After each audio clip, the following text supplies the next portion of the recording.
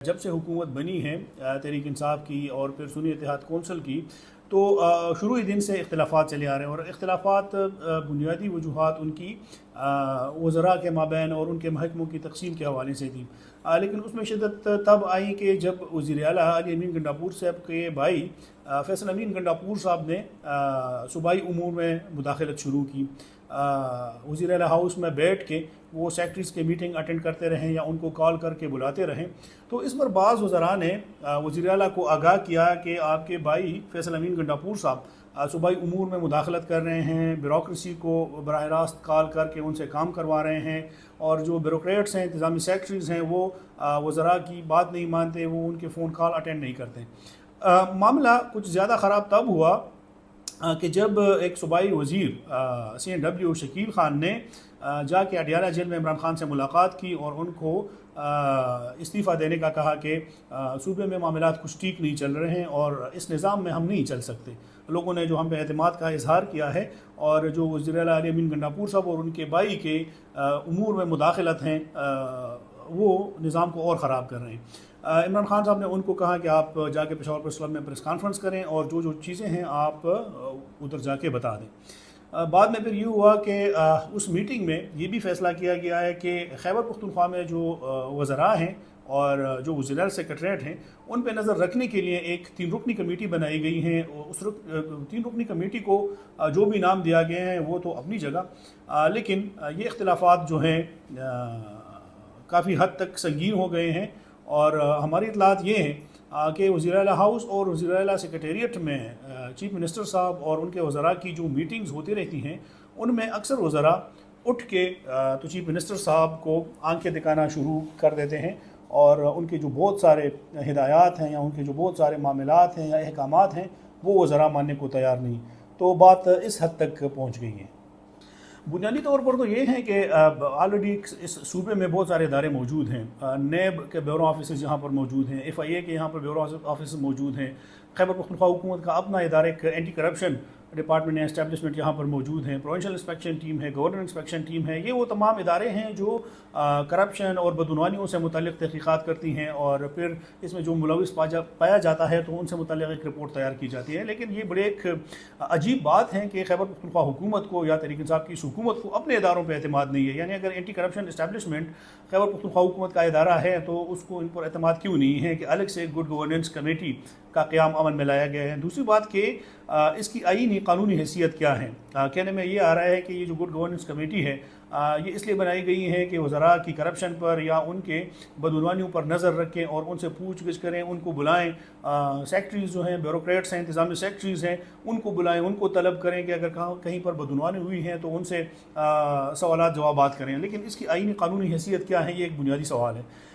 ये इतना आसान नहीं है। इस कमेटी में इब्तिदा में जो पार्टी चेयरमैन PTI के कहने पर बनाई गई थी, तो 3 नाम इसमें शामिल किए गए थे। एक मुमताज़ कानूनदान काजी अनवर साहब थे, दूसरा इसमें नाम शामिल किया गया था साबिक़ गवर्नर खैबर पख्तूनख्वा शाह फरमान साहब का, और तीसरा इसमें एक नाम था मालाकंड से रुकन कौमी असम्बली जुनैद अकबर का।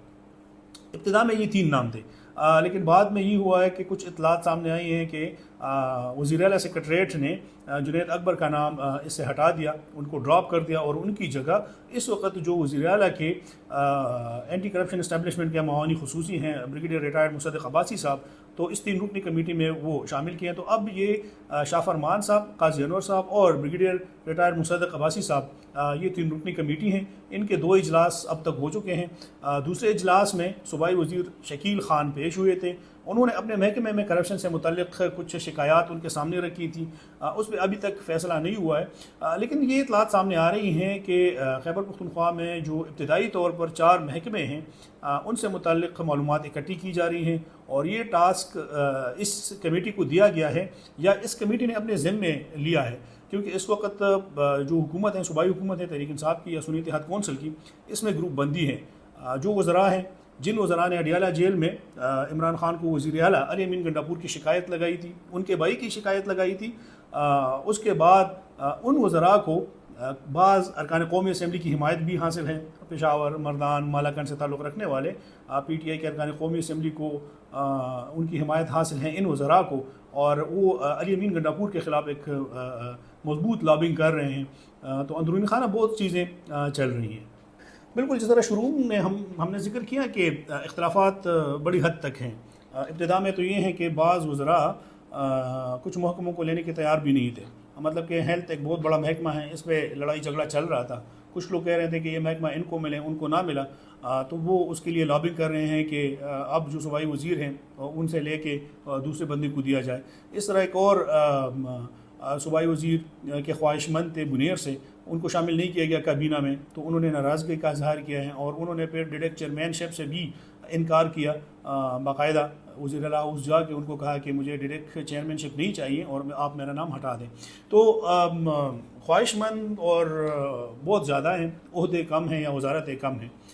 अब जब वज़ीर आला और उसके भाई के ख़िलाफ़ ये शिकायतें लगाई गई हैं पार्टी चेयरमैन को, और इस जो गुड गवर्नेंस के नाम पे जो कमेटी बनी है इसमें जो लोग शामिल हैं, तो इतलात ये सामने आ रही हैं कि अली अमीन गंडापुर साहब जो हैं वो भी कुछ वज़रा को सबक सिखाने के लिए अब उन सामने आ गए हैं, मैदान में सामने आ गए हैं, और वो चाहते हैं कि जो वज़रा उनके कंट्रोल में नहीं आ रहे, वो वज़रा जो बराह रास्त इमरान खान के साथ मिले हुए हैं या जाके उनकी एक्सेस हैं या जाके वो बात कर सकते हैं, और वो इस तरह की मीटिंग्स में, यानी इनके इंटरनल अगर PTI पार्टी की मीटिंग हो या अगर provincial government chief minister chair कर रहा हो और उसमें वज़रा हों सिर्फ, उस मीटिंग में अगर वज़रा उठ के अली अमीन गंडापुर साहब को धमकी देते हैं या उनको आंखें दिखाते हैं, तो उन वज़रा को सबक सिखाने के लिए अली अमीन गंडापुर साहब ने कुछ फ़ैसला किया। और हमारी इतलात ये है कि इब्तदाई तौर पर ये जो 4 महकमे हैं, इसमें एक महकमा CNW है, महकमा ज़राअत है, महकमा सेहत है। ये जो महकमे हैं इनके बताया जा रहा है कि जो कमेटी बनी है वो इन महकमों के वज़रा को भी तलब कर रहे हैं, और वो कमेटी इस पर भी सोच रही है कि इन महकमों के इंतज़ामी सेक्रेटरीज़ जो हैं उनको भी तलब किया जाए। तो अगर गौर किया जाए कि ये महकमे इस वक्त किस किस के पास हैं, इन महकमों के जो वज़रा हैं उनके कुछ वज़रा के भाई जो हैं वो MNAs हैं और उनके रिश्तेदार MNAs हैं।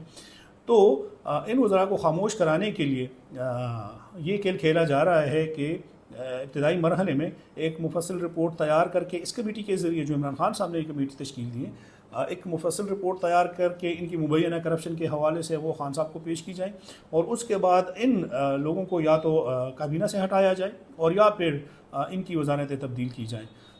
सूरत हाल ये है और दिन ब दिन इसमें तब्दीली आ रही है। तो देखते हैं कि आने वाले दिन कितने अहम साबित होते हैं खैबर पख्तूनख्वा हुकूमत के लिए और सूबाई काबीना के लिए।